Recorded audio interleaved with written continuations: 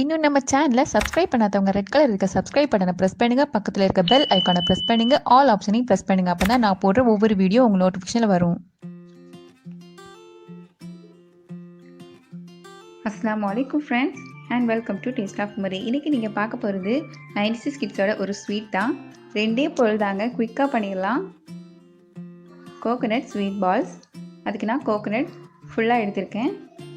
1/2 cup நான் வந்து சர்க்கரை எடுத்திருக்கேன். இப்போது ஒரு பவுலில் நம்ம வந்து சர்க்கரையை நல்லா கரைச்சி எடுத்துக்கலாம். அதுக்கு நம்ம ஹாட் வாட்டர் எடுத்திருக்கேன். இப்போது நம்ம சர்க்கரை ஆட் பண்ணிடலாம். அதுக்கப்புறமா 3 ஸ்பூன் ஹாட் வாட்டர் எடுத்துக்கோங்க.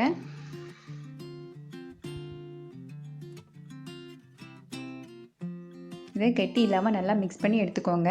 நம்ம டைரெக்டாக இதை வந்து குக் பண்ணுறதை விட இந்த மாதிரி நீங்கள் எல்லாமே ஃபில்டர் பண்ணி ப்ரிப்பேர் பண்ணும்போது கொஞ்சம் ஈஸியாகவும் இருக்கும்.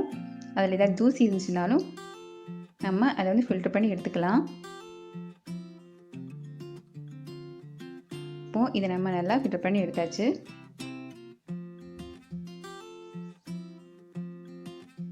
அதுக்கப்புறமா நம்ம எடுத்திருந்த இந்த தேங்காவையும் இதில் ஆட் பண்ணிடலாம். இதை நல்லா மிக்ஸ் பண்ணி எடுத்துக்கோங்க. இது கோகோனட் ஸ்வீட்னால் கொஞ்சம் தேங்காவை கொஞ்சம் ஜாஸ்தியாக எடுத்திருக்கேன்.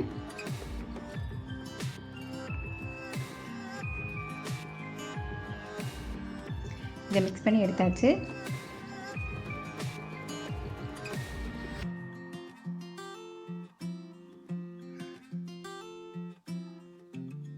இப்போது நம்ம இதை குக் பண்ணி எடுத்துடலாம்.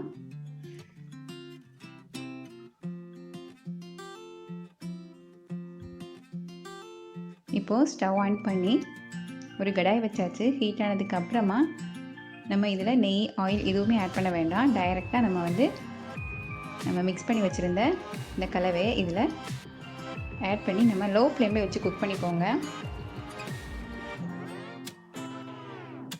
இந்த சர்க்கரையுடைய பாகு எல்லாமே நல்லா வற்றி வரணும். அது வரைக்கும் நல்லா குக் பண்ணிக்கோங்க.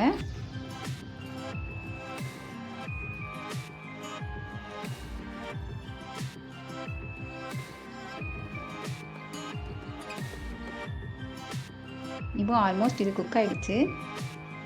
இப்போது இன்னும் நல்லா ஃபுல்லாக வற்றணும். இது சீக்கிரமாகவே செஞ்சிடலாம். இப்போது இது ரெடி ஆகிடுச்சு. இப்போது இதை ஆஃப் பண்ணிடலாம்.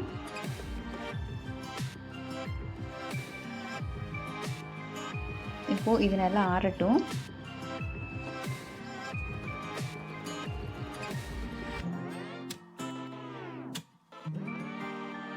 இப்போது நம்ம இதை பவுலில் மாற்றி வச்சுட்டோம்.